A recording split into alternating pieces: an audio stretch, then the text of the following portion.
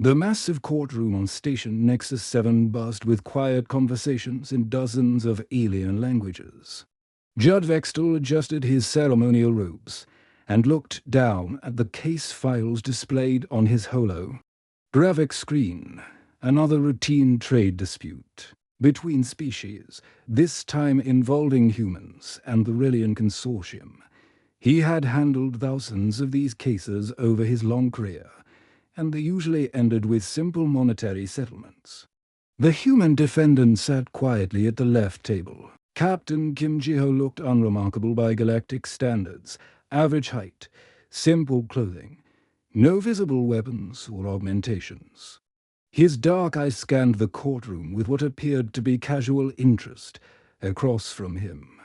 Merchant Ziegler clicked his mandibles impatiently, his blue chitinous shell gleaming under the courtroom lights. "This court is now in session," Judge Vextel announced, his voice carrying through the universal translator system. "We are here to resolve a commercial dispute regarding the delivery of rare earth minerals from the Sol system to Raleigh and space." Merchant Ziegler rose from his seat, his 6 legs clicking against the metal floor. "Your Honor, this human has violated our most sacred trading agreements. The shipment arrived 3 standard days late, causing significant financial losses to my consortium." Captain Kim remained seated, his expression calm. "Your Honor, the delay was caused by a solar storm that made hyperspace travel dangerous. We chose safety over speed, as any reasonable pilot would." Ziegler's translator crackled with indignation. "Reasonable. Your primitive species clearly lacks the advanced navigation systems needed for reliable commerce.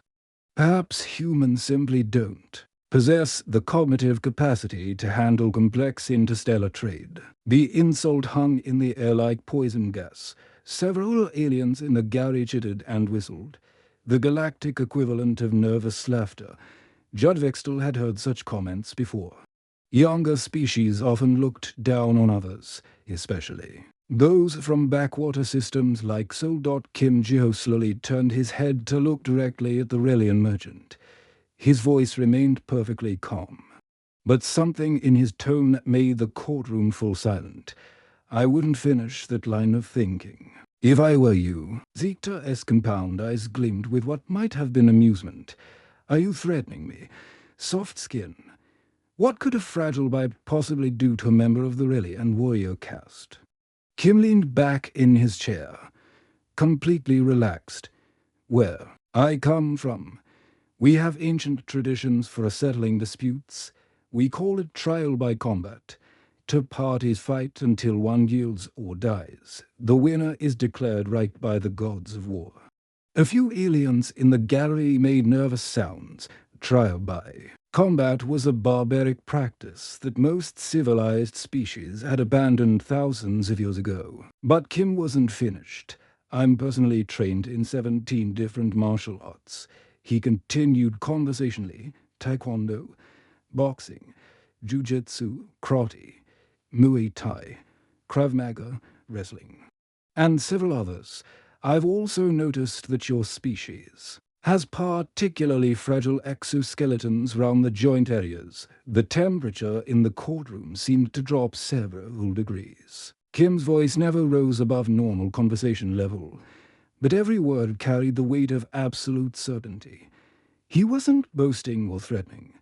He was simply stating facts on Earth. "We had gladiatorial arenas where warriors fought to the death for entertainment. We had public executions where criminals were torn apart by wild animals. A legal system literally evolved from the concept that might makes right." Suddenly, the courtroom's security systems erupted in chaos. Warning. Lights flashed red as scanners focused on Kim's body. Alarms shrieked as the computer systems tried to process what they were detecting. "Class for a biological weapon detected," the security system announced in a cold mechanical voice. "Threat level extreme. Recommend immediate evacuation." Judge Vextel's tentacles went rigid with shock. Class 4 weapons were banned in most civilized systems. How had this human passed through security? The interesting thing about humans, Kim continued, completely ignoring the chaos around him, is that we're persistence hunters. We don't just fight. We never stop hunting our prey until it's dead. Our ancestors chased animals for days across vast distances, wearing them down with pure determination. The security scanners were going crazy now. Kim's bone density registered as 3 times stronger than normal for his species. His muscle mass was perfectly optimized for explosive movement. His reflexes tested at superhuman levels. Every biological system in his body was designed for one purpose: combat. We domesticated wolves to help us hunt. We created weapons that could kill from vast distances. We conquered our entire planet not through intelligence or technology, but through sheer, stubborn refusal to give up. Zeta had gone completely still. His compound eyes were fixed on Kim with the fascination of prey watching a predator. Other aliens in the courtroom were slowly backing away from the humans' table. But the really scary part, Kim said with a slight smile, is that we've learned to channel all that hunting instinct into our legal system. We don't just argue cases, we hunt for truth. We track down evidence like we're following blood trails. We attack weak arguments the same way our ancestors attacked wounded prey. Judd Vextel realized he was witnessing something unprecedented in galactic legal history. This wasn't just a trade dispute anymore. This was a predator explaining to its prey exactly how dangerous it really was. Judd Vextel slammed his gavel down 3 times, the sound echoing through the chaos-filled courtroom. "This court is in immediate recess," he declared, his voice shaking slightly. "Security, escort all parties to separate holding areas. I want a full investigation into human legal practices within the next 6 hours." The courtroom emptied quickly as aliens fled through the exits, their various appendages clicking and scraping against the metal floors in their haste to escape. Captain Kim Ji-ho remained seated calmly, watching the panic with what looked like mild curiosity. 2 heavily armed security robots flanked him as he was led away. Within minutes, the Galactic Court's Research Division was buzzing with activity. Dr. Quinard, the court's chief xenosociologist, had been pulled from her evening meal to lead the emergency investigation. Her usually pristine laboratory now looked like a war room, with holographic displays showing data streams from across the galaxy. "I need everything we have on human legal history." She ordered her team of researchers: court records, historical documents, cultural studies, everything. And I want it cross-referenced with their military and social development patterns. The first reports came in within an hour, and they were disturbing. Research assistant Mellock brought up a holographic display showing ancient Earth courtrooms. "Look at these architectural designs," he said, his voice filled with horror. "They built cages round where the accused would stand. They call them docks, like areas for containing dangerous animals." Dr. Quinnar studied the images with growing alarm. The human courtrooms looked more like arenas than places of justice. High walls, separated seating areas, and what appeared to be restraining devices built into the furniture itself. "What about their legal procedures?" she asked. Another researcher, Zixala, pulled up historical records. They had something called trial by ordeal, where accused people were forced to undergo physical tests, walking on hot coals, being thrown into water with weights attached. Even trial by combat, where 2 people fought until one died. "Surely those are ancient practices," Dr. Quinnar said hopefully. "No," Zixala replied grimly. "Trial by combat was legal in some human territories until less than 200 years ago. And look at this. They have something called contempt of court, where judges can actually imprison people for being disrespectful." During proceedings, the research team worked through the night, uncovering layer after layer of disturbing information. They discovered that human law schools taught courses with names like aggressive cross-examination techniques and witness intimidation strategies. They found records of legal proceedings described using warfare terminology. Attorneys attacked arguments, destroyed witnesses, and obliterated opposing cases. "This is impossible," Dr. Quinar muttered as she reviewed the data. "They treat their legal system like a battlefield." The most shocking discovery came at dawn. Research assistant Tokrim had been analyzing human entertainment media when he stumbled across something that made his scales turn pale. "Doctor, you need to see this. They make entertainment shows about their legal system." The holographic display showed scenes from human courtroom dramas, lawyers shouting at witnesses, dramatic confrontations, and emotional breakdowns. The humans in the audience seemed to enjoy watching legal proceedings as a form of entertainment. The same way other species might watch sporting events, they actually find legal combat entertaining. Tokrim whispered, "It's like watching gladiators fight, but with words instead of weapons." Dr. Quinar was beginning to understand the horrifying truth. "Get me a connection to the Terran embassy. I need to speak with someone who understands human legal culture." The call was answered by Ambassador Park Min-soo, a middle-aged human woman with kind eyes and a gentle smile. Dr. Quinar explained the situation, expecting the ambassador to be shocked by the accusations. Instead, Ambassador Park laughed. "Oh, you're just figuring this out now. Yes, we do approach legal matters quite aggressively. It's part of our cultural heritage.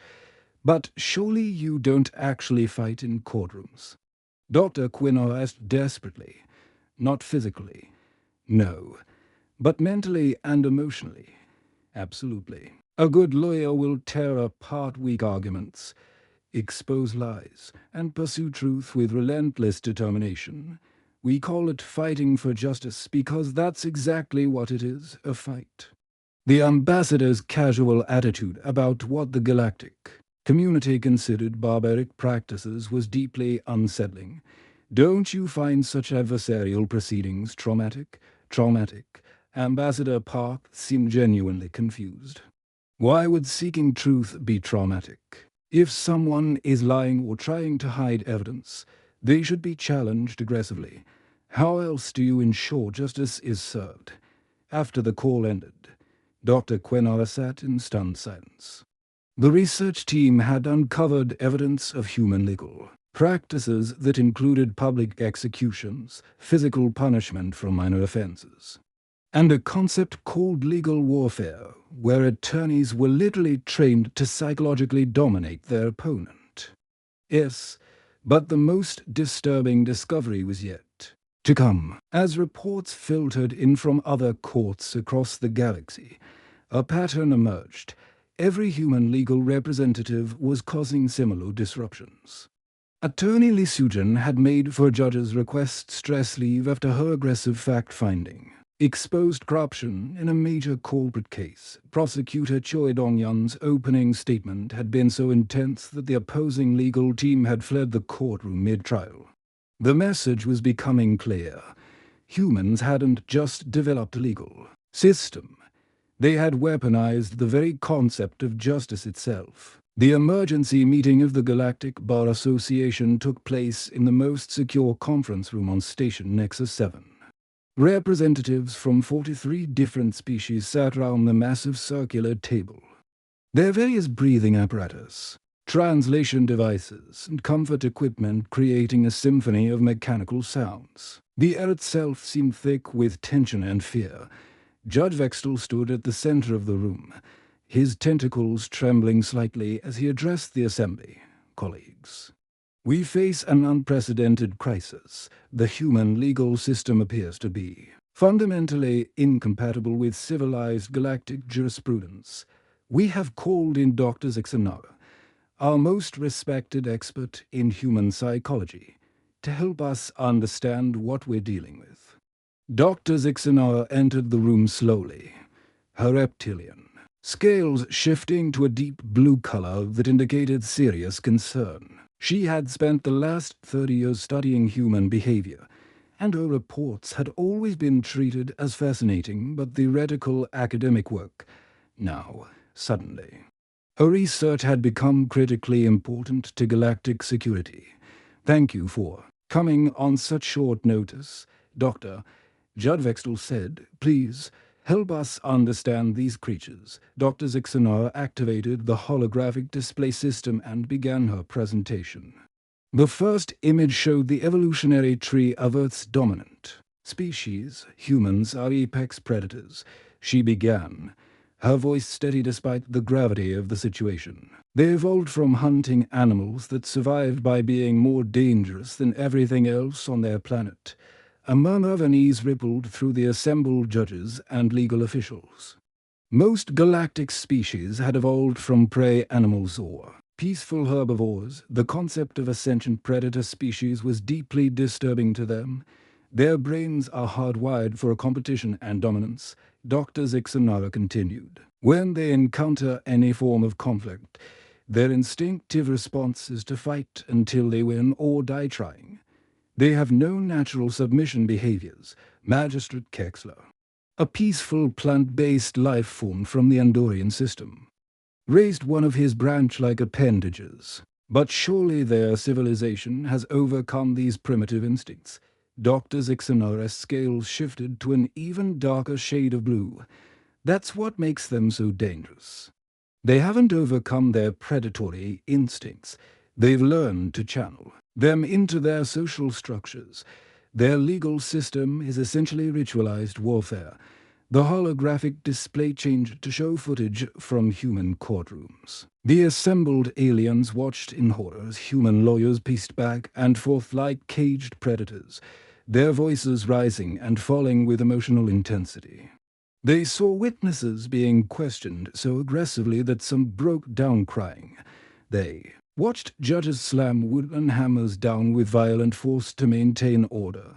"Notice how they use warfare terminology," Dr. Zixanara pointed out. "They attack arguments, destroy opposing cases, and fight for their clients. This isn't metaphorical language.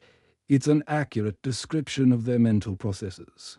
The display showed a human law school, where students practiced something called mock trials. The aliens watched in shock as young humans were taught to be aggressive, to interrupt witnesses, to find weaknesses in opposing arguments and exploit them ruthlessly. They trained their legal advocates the same way they trained their warriors, Dr. Zixanar explained. "The skills are identical. Identify the enemy's weak points. Attack without mercy. Never surrender until victory is achieved." Judge Quintal from the peaceful vegan system stood up abruptly, his delicate insectoid frame shaking with distress. "This is barbaric. How can they call this justice? Because to them, it is justice." Dr. Zixanara replied calmly. "They believe that truth emerges from conflict. They think that if you can't defend your position against aggressive questioning, then your position must be weak or false." The room fell silent as the implication sank in. Prosecutor Eleanor, a slug-like being known for her gentle approach to legal matters, spoke up in a whisper. "Are you saying they actually become more dangerous when challenged?" "Exactly. Humans have what they call an adrenaline response. When threatened or challenged, their bodies flood with chemicals that make them faster, stronger, and more focused. Legal confrontation literally makes them better at what they do." Dr. Zixanara pulled up brain scans showing human neural activity during courtroom proceedings. "Look at these patterns. The same areas of the brain that activate during physical combat light up during legal arguments." To a human lawyer, cross-examining a witness is neurologically identical to hunting prey. The assembled legal officials looked at each other with growing alarm. Defense attorney Mector, whose species was known for their logical approach to problem-solving, asked the question everyone was thinking. "How do we protect ourselves from them?" "That's the problem," Dr. Zixanara said grimly. traditional protective measures actually made them more dangerous. When humans sense that others fear them, it triggers their dominance instincts. They become more aggressive, more determined to win. She showed footage from the recent courtroom incident with Captain Kim Ji-ho. Notice how calm he remained when the security systems activated. He wasn't intimidated by the show of force. He was energized by it. The more threatened he felt, the more dangerous he became. The consultation ended with a sobering conclusion that left the entire galactic legal community shaken. Humans weren't just another species with different customs. They were intellectual predators who had learned to hunt with words instead of claws, and worst of all, they genuinely believed their approach was the most effective way to achieve justice. The emergency protocols went into effect across the galaxy within 72 hours. Every courthouse that might handle human cases received urgent modification orders. Construction crews worked round the clock installing reinforced barriers, upgraded security systems, and what the technical manuals euphemistically called enhanced protective measures. The first test of the new protocols took place on Station Alpha 29, where attorney Han Sumu had been scheduled to represent a small trading company in a routine contract dispute. The modifications to Courtroom 7 were extensive. Thick, transparent aluminum barriers separated the human section from the rest of the participants. Armed security guards flanked every entrance. And Judge Murdoch participated via hologram. From a secure location 3 levels below. Han Sumu arrived 30 minutes early, carrying a simple briefcase and wearing a standard business suit. He looked completely ordinary by human standards. Medium height, quiet demeanor, polite smile. The security scanners immediately classified him as a Class 3 biological threat. But the readings seemed manageable compared to the chaos Captain Kim Ji-ho had caused. "Good morning, Your Honor," Han said politely as he took his place behind the reinforced barrier. "I appreciate the court's accommodation of our species' legal traditions." Judge Murdoch, appearing as a shimmering blue hologram, nodded nervously. "The court recognizes Attorney Han Sumu representing Stellar Logistics Corporation. Please proceed with your opening statement." What happened next would be studied in xenopsychology classes for decades to come. Instead of being intimidated by the heavy security presence, Hans seemed to draw energy from it. His posture straightened, his eyes grew brighter, and his voice took on a tone that made several aliens in the gallery shift uncomfortably in their seats. "Your Honor, we are not here today to discuss a simple contract dispute," Han began, pacing behind the barrier like a caged predator. "We are here to expose a pattern of corporate fraud that has been hidden from galactic authorities. For over 3 years, the opposing counsel, a peaceful centaurian named Velkas, made a sound of protest. Your Honor, this is supposed to be about late delivery fees. The human is expanding the scope beyond." "I haven't finished," Han interrupted, his voice cutting through the courtroom like a blade. The security systems immediately went to yellow alert as his stress indicators spiked into combat ranges. Han opened his briefcase and activated a holographic display system. What appeared wasn't the simple delivery records everyone expected, but a complex web of financial transactions, forged documents, and communications that painted a picture of systematic deception. "3 months ago, I received this case," Han continued, his voice growing more intense with each word. "A simple matter of late fees, they said. But something felt wrong in my culture. We have a saying, when something smells like prey, you follow the trail until you find the kill." The courtroom's atmospheric processes kicked into overdrive as Han's presentation continued. He had clearly spent weeks preparing, digging through records that previous attorneys had ignored. His research was so thorough, so relentlessly detailed, that it revealed corruption extending far beyond the original complaint. I tracked financial records across 17 different systems, Han said, his pacing becoming more rapid. I interviewed 43 witnesses. I analyzed shipping logs, communications records, and financial transactions going back 5 years. And what I found was a conspiracy to defraud not just my client, but dozens of small companies across the sector. Judd Murdig's hologram flickered as the security systems registered increasing threat levels from the human attorney. Han's biological markers showed the same patterns that combat veterans displayed during battle: heightened awareness, increased cardiovascular activity, and neural patterns indicating total focus on defeating an opponent. The opposing legal team was beginning to panic. Lead counsel Velkers requested a recess, but Han wasn't finished.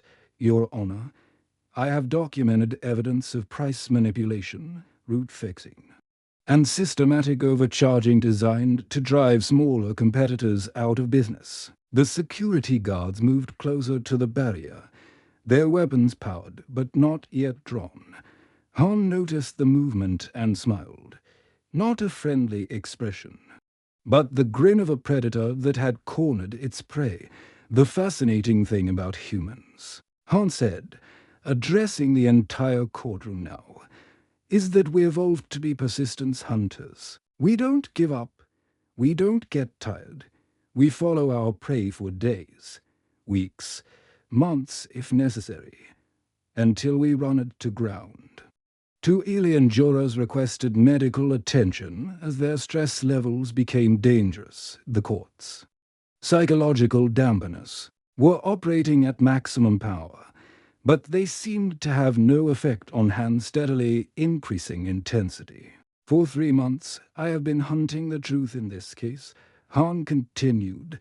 I followed every lead, questioned every witness, examined every document, and now, Your Honor, I have the complete picture of a criminal conspiracy that has stolen millions of credits from honest businesses. The courtroom erupted in chaos as Han's presentation concluded.